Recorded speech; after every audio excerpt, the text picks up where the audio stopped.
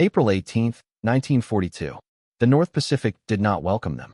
Rain slashed sideways across the deck of the USS Hornet, driven by winds strong enough to bend spray into sheets. Waves rose and broke against the bow, sending water crashing across the steel runway that was not meant to be one. The ship rolled, heavy and deliberate, its motion transmitted through every rivet and beam into the 16 aircraft chained across its deck. They did not belong there. The bombers were North American B-25 Mitchell S. Army planes, built for long concrete runways and steady horizons. They were large, twin-engine machines designed to rise gradually into the air, not leap from a wet platform that pitched above open ocean. Their wings stretched nearly the width of the deck's usable space. Their weight pushed past 30,000 pounds, heavier than anything that had ever attempted such a departure. Each aircraft sat in a staggered line from bow to stern, lashed down against the wind. The final bomber extended beyond the deck itself, its tail hanging over open water as if already halfway committed to flight or to failure. No manual described this. No doctrine supported it.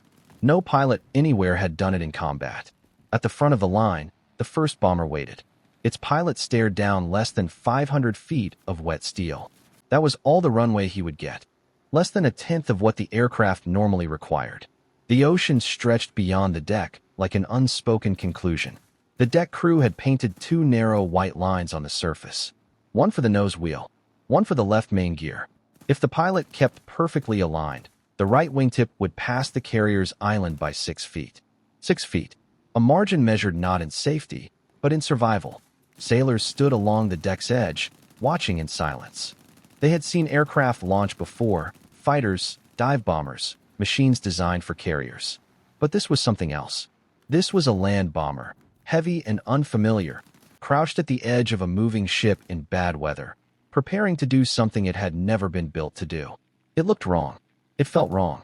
The engines roared to life. Twin radial engines screamed as the pilot pushed them to full power, the entire airframe vibrating under strain. Rain streaked across the cockpit glass. The ship rose and fell beneath the wheels. Every part of the moment resisted control. The launch officer watched the bow. Timing mattered more than power. A carrier did not simply send aircraft forward. It lifted them into the wind. If the pilot released the brakes at the wrong instant, the aircraft would leave the deck pointed downward, carried not by air, but by gravity toward the sea. The officer waited. The bow dipped, then rose. That was the moment. The signal came. The pilot released the brakes. The bomber surged forward. Acceleration felt violent and brief. The deck disappeared beneath the wheels faster than instinct could process. The edge rushed forward. Too soon, too fast. And then there was no deck at all. Only ocean. For a moment, the aircraft dropped. Witnesses would later say it seemed to touch the water. That spray rose close enough to strike the belly. The engine strained, the wings fought for lift, and the pilot held steady. No panic, no correction, only commitment. Then the nose came up. The aircraft climbed. Behind him, 15 more bombers waited. Each would face the same calculation. Each would gamble against the same physics. Inside those aircraft sat 80 men. They did not know if the takeoff would work. They did not know if their fuel would last. They did not know what would meet them over Japan, or what would be waiting when they reached China. They only knew why they were there. For months earlier, the United States had been struck at attack on Pearl Harbor. The blow had been sudden, devastating, and complete. Battleships burned in harbor. Aircraft were destroyed on the ground. More than 2,000 Americans were killed before the day was half over. The sense of security built on oceans and distance collapsed in a single morning. And after that, the news did not improve. Japan moved quickly. Territories fell one after another. Wake Island, Guam, Hong Kong. The Philippines were under attack. Singapore surrendered. The Dutch East Indies were lost. The map of the Pacific shifted almost daily, always in the same direction, toward defeat. For Americans at home, the war did not feel distant. It felt immediate. Blackouts darkened coastal cities. Rumors of submarines spread through ports. Newspapers carried nothing but losses. The sense of momentum belonged entirely to the enemy. The question came from everywhere: Congress, press, civilians. When do we strike back? The answer was complicated. Japan was far, too far. American bombers could not reach it from any available base and return. Aircraft carriers could launch strikes, but only from within a few hundred miles, and getting that close meant risking everything. The geometry did not work, not within existing rules. President Franklin D. Roosevelt understood something beyond the numbers. Morale mattered. A nation that could not strike back would begin to fracture. It needed proof, any proof, that distance was not protection. At the same time, Japan believed the opposite. Its leaders had studied the map. They understood range, fuel, and logistics. They had built a defensive perimeter stretching across the Pacific, reinforced by patrol vessels and observation networks. Any approaching fleet would be detected long before it came close enough to threaten the home islands. Within that framework, an attack on Japan itself seemed impossible. Not unlikely. Impossible. That belief held because it was based on known capabilities. Carriers launched naval aircraft. Bombers operated from land. Range was fixed. Rules were stable. Then someone looked at the problem differently. In January 1942, a naval officer, Captain Francis Lowe, observed something simple. At a training airfield in Virginia, a runway had been painted to resemble a carrier deck. Army bombers practiced takeoffs across it. The outline matched. The distance was close. The idea formed quietly. What if a bomber could take off from a carrier? It was not a natural conclusion. It was not even a logical one. But it did not need to be either. It only needed to be tested. The proposal reached Ernest J. King, then passed through planning channels until it reached the one man capable of turning it into reality. James H. Doolittle. Doolittle was not just a pilot. He was an engineer, a record breaker, a man who had flown coast to coast, who had mastered blind flying, who understood aircraft not only in motion but in design. He was given a task with no precedent. Find a way to strike Japan. The plan that emerged was simple and extreme. Load Army bombers onto a Navy carrier. Sail west. Launch them toward Japan. Bomb the targets. Continue to China. No return. No recovery. A one-way mission from the moment of takeoff. It was not elegant. It was not safe. But it was possible. The plan existed on paper before it existed in reality. That made it easier to accept and harder to believe. At its core, the concept was brutally simple. Take Army bombers. Put them on a Navy carrier. Sail them to the edge of Japan's reach. Launch them. Let them strike. And accept that they would never come back to the ship. From the moment the wheels left the deck, the aircraft would be alone. No landing pattern. No recovery. No second chance. The carrier would turn away immediately after launch, running east at full speed, taking its fighters and its protection with it. The bombers would continue west, crossing hostile territory, bombing their targets, and then flying on toward China, if they had the fuel to reach it. If they did not, they would ditch in the sea or crash in unknown terrain. That was not a contingency. It was part of the plan. To make the idea real, one question had to be answered first. Which aircraft could do it? Several candidates were considered. The B-26 Marauder had speed and payload, but its takeoff behavior was unpredictable at low speeds, exactly the condition that would define a carrier launch. It demanded precision in a situation where no precision could be guaranteed. The B-18 BULO and B-23 Dragon were too large. Their wings would not clear the carrier's superstructure. Geometry alone disqualified them. That left the North American B-25 Mitchell, not because it was ideal, because it was the only one that might survive the attempt. The B-25 was not extraordinary. It was reliable. 2 engines, each powerful but manageable. A structure that could tolerate stress. Handling that gave warning before failure instead of punishing it. It was predictable, and in a mission built entirely on pushing limits, predictability mattered more than performance. Even then, the aircraft as designed could not complete the mission. It did not have the range. It did not have the margin. It had to be changed. The modifications began quietly. Fuel capacity was increased dramatically. Additional tanks were installed wherever space allowed. Inside the bomb bay, above it, even in areas never intended to hold fuel. The aircraft would carry nearly double its normal load, trading weight for distance. Weight had to be reduced elsewhere. Equipment was removed. Radios were stripped out. The lower gun turret was taken out completely. Every unnecessary pound was eliminated. Then came the problem of defense. With the lower turret gone, The rear of the aircraft was vulnerable. There was no time or space to redesign the structure, so the solution came from improvisation. Wooden broom handles were painted black and mounted in the tail. From a distance, they looked like machine gun barrels. They were not. They were a bluff. But in combat, hesitation can be as effective as firepower.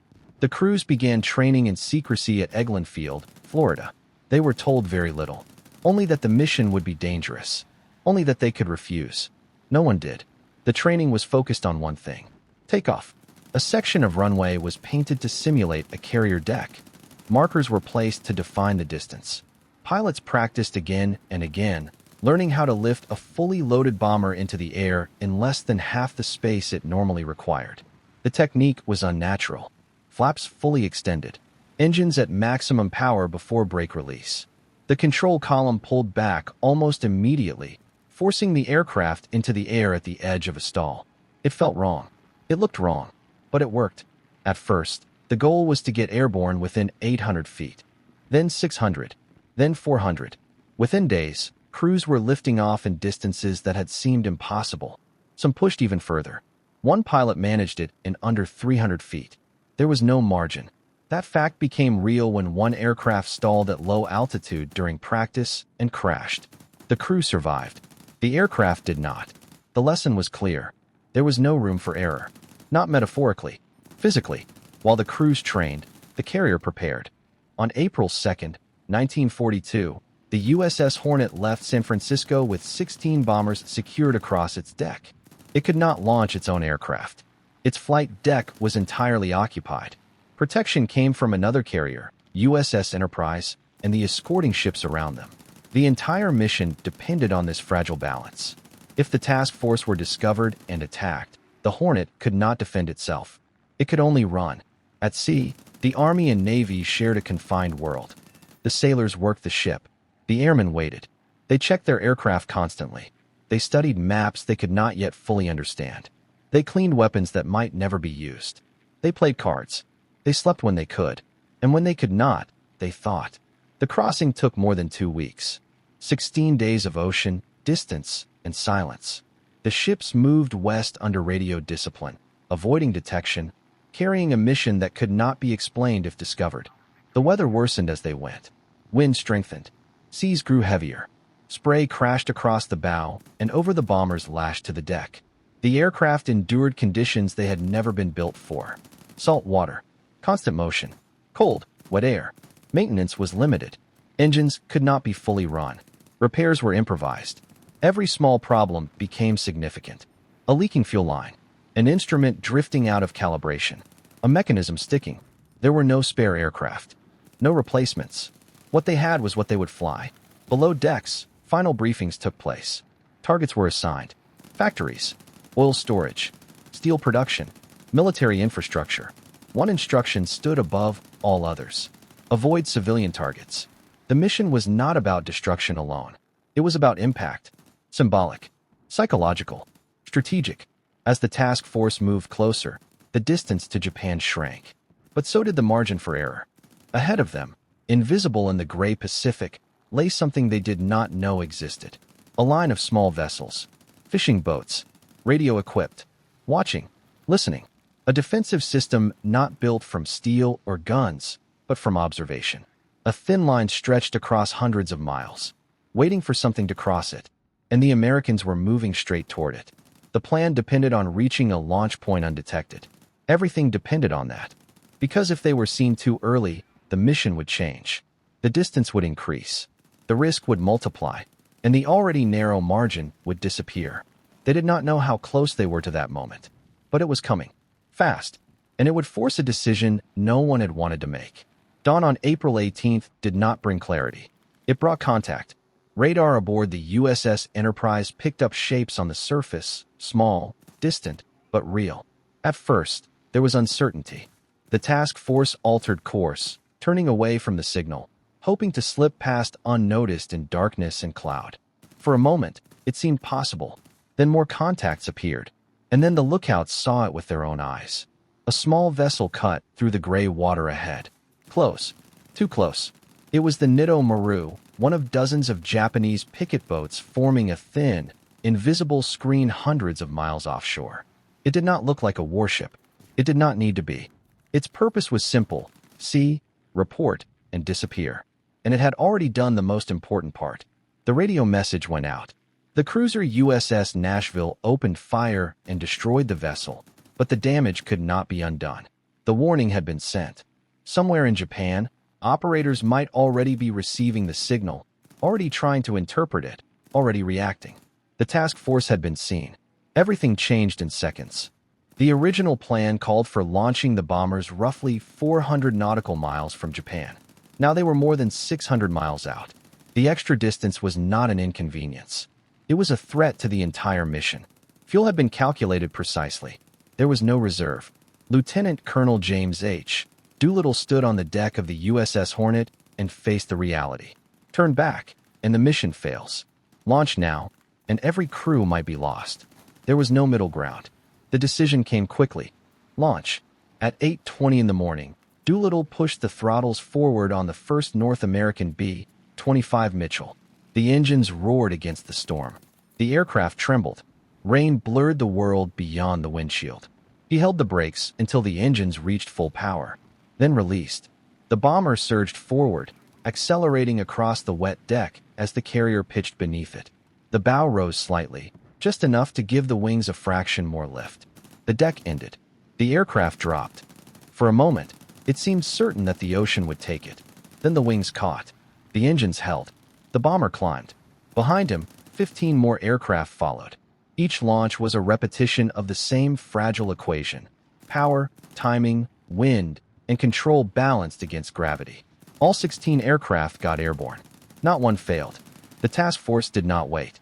As the last bomber lifted into the sky, the carriers turned east, accelerating away at full speed. Their role was over. Their survival depended on distance. The bombers were alone. They descended to wave-top height, so low that the ocean seemed close enough to touch. At that altitude, radar could not find them. They flew in silence. No radios, no communication, no formation beyond loose spacing. Each aircraft became its own world, defined by cockpit instruments and fuel gauges slowly dropping toward empty. For 6 hours, they flew west. Gray sea, gray sky, no landmarks, no certainty. Then, finally land. The bombers crossed the Japanese coast at low altitude, then climbed sharply for their attack runs. Cities appeared beneath them: factories, rail yards, smokestacks, streets alive with movement. Targets that had never expected to be targets. The attack came in daylight. Unexpected, uncoordinated in appearance, effective in its intent.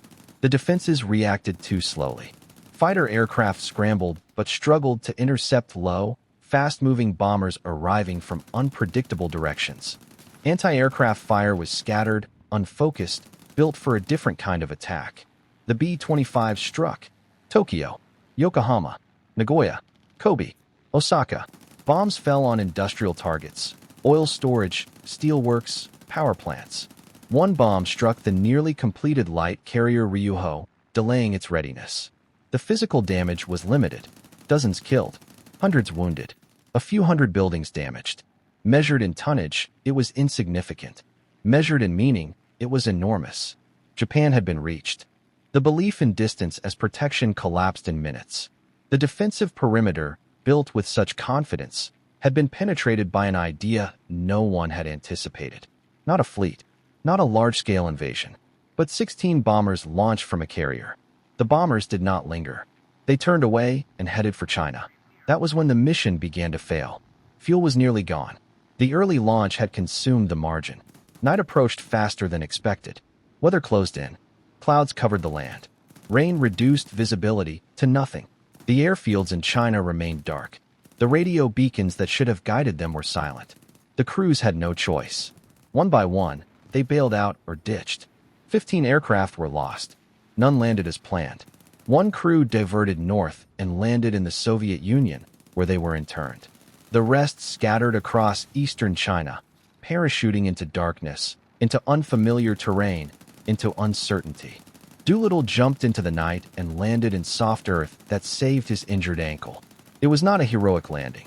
It was survival. Chinese civilians found the crews. They hid them, fed them, guided them through occupied territory. They paid for it. Japanese retaliation was brutal. Entire regions were devastated. An estimated 250,000 Chinese civilians were killed in reprisal. The cost of the mission extended far beyond the men who flew it. 8 American airmen were captured. 3 were executed. Others died in captivity. The rest survived. Doolittle believed he would face court-martial. He had lost every aircraft. He had achieved little measurable damage. Instead, he received the Medal of Honor. Promoted. Celebrated. Because the mission had done something far more important than destruction. It had changed belief. In the United States, it restored confidence. The war could be fought. The enemy could be reached. The distance could be overcome. In Japan, it created doubt.